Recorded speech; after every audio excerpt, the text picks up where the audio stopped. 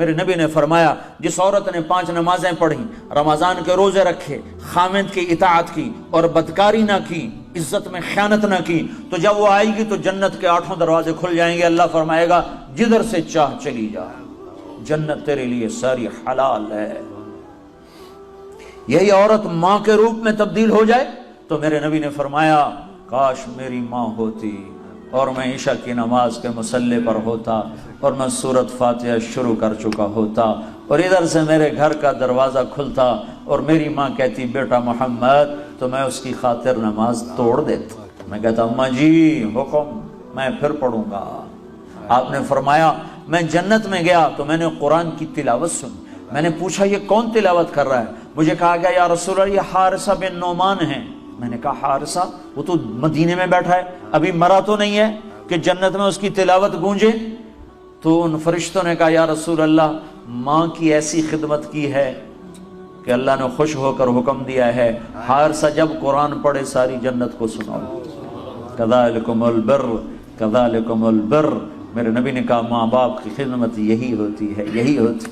آپ نے کہا عمر تیری زندگی میں ایک شخص آئے گا یمن سے، اس کا نام ہوگا اویس، اس کا قبیلہ ہوگا عامر اور اس کا خاندان ہوگا قرن اور اس کا رنگ ہوگا کالا اور اس کا قد ہوگا درمیانہ اور اس کی کمر پہ ہوگا سفید داغ۔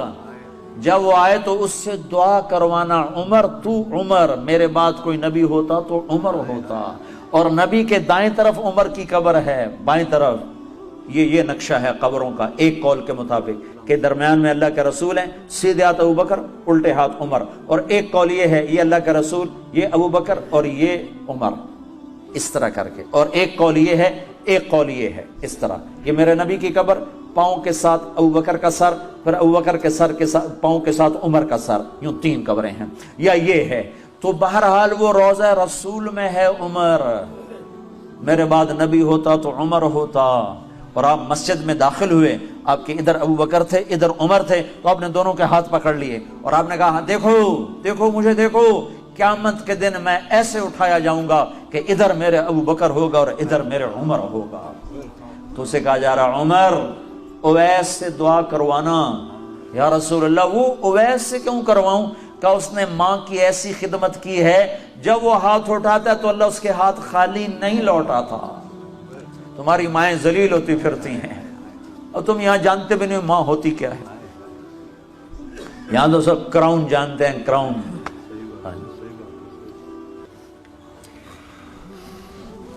اللہ معاف کرتے ہیں۔ حضرت عمر کا زمانہ آ گیا، ہر سال حج کرتے تھے، ہر سال حج میں اعلان کرتے، کوئی اویس بنی عامر کوئی بھی نہیں ہوتا تھا۔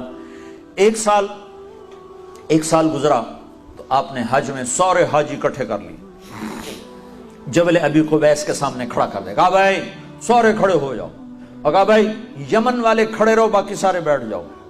تو یمن والے کھڑے، ہاں بھائی سارے یمن والے بیٹھ جاؤ، بنو عامر کھڑے رہو، تو بنو عامر کھڑے ہو گئے۔ پھر سارے بنو عامر بیٹھ جاؤ، کرنی کھڑے رہو، تو ایک کرنی کھڑا رہا، ایک، باقی سارے بیٹھ گئے۔ تو حضرت عمر نے پوچھا بھائی تو کرنی ہے؟ کہا جی ہاں۔ کہا تو اویس کو جانتا؟ جی جان، تو میرا سگا بھتیجا ہے، میرے سگے بھائی کا بیٹا، پر وہ تو پاگل سا ہے، آپ اس کا کیوں پوچھ رہے ہیں؟ تو حضرت عمر رونے لگے، کہنے کہ پاگل وہ نہیں تو ہے، یہ بتا وہ حج میں آیا ہے؟ کہا جی آیا ہے۔ کدھر ہے؟ کہا جی وہ اس وقت اونٹ چرانے جاتا ہے عرفات کی طرف۔ تو آپ نے حضرت علی کو ساتھ لیا اور دوڑ لگائی، گئے تو اویس کرنی ایک درخت کے نیچے نماز پڑھ رہے اور اونٹ ان کے چاروں طرف چل رہے، تو یہ دونوں حضرات آ کے بیٹھ گئے۔ انہوں نے دیکھا کچھ لوگ آ گئے تو انہوں نے نماز مختصر کر دی، تو انہوں نے پوچھا، حضرت عمر نے پوچھا بھائی کون ہو؟ کہا جی مزدور ہوں۔ کہا تیرا نام کیا ہے؟ کہا جی اللہ کا بندہ عبداللہ۔ کہا بھائی وہ نام پوچھ رہا ہوں جو تیری ماں نے تیرا رکھا ہو۔ وہ کہنے لگا تو میرا انٹرویو کیوں لے رہا ہے؟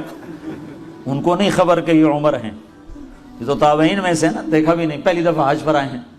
تو حضرت علی بول پڑے کہ بھائی یہ امیر المومنین ہیں عمر بن خطاب اور میں ہوں علی بن ابی طالب۔ تو وہ پھر ایسے کانپ گئے، کہنے میں معافی چاہتا ہوں، میں نے آپ کو نہیں پہچانا، میں آپ کو بھی سلام پیش کرتا ہوں اور آپ کو بھی سلام پیش کرتا ہوں، میرا نام میری ماں نے اویس رکھا ہے۔ تو حضرت عمر نے کہا کپڑا ہٹاؤ اپنی کمر سے، تو ان سے کمر سے کپڑا ہٹایا تو سفید نشان تھا، تو کہا ہاتھ اٹھا اور ہم دونوں کے لیے دعا کر۔ وہ رونے لگے، کہا میں تو آپ قدموں کی خاک نہیں ہوں، میں آپ کے لیے کیسے دعا کروں؟ کرنی پڑے گی۔ ہمارے نبی نے ہمیں کہا تھا کہ تیری ماں کی خدمت نے تجھے وہاں تک پہنچا دیا ہے کہ تو یوں کرتا ہے تو اللہ لبیک کہتا ہے۔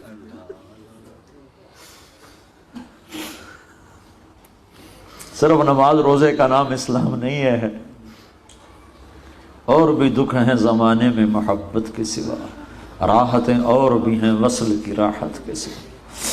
اخلاق کا بہت بڑا باب ہے جس کو امت نے بھلا کے رکھ دیا۔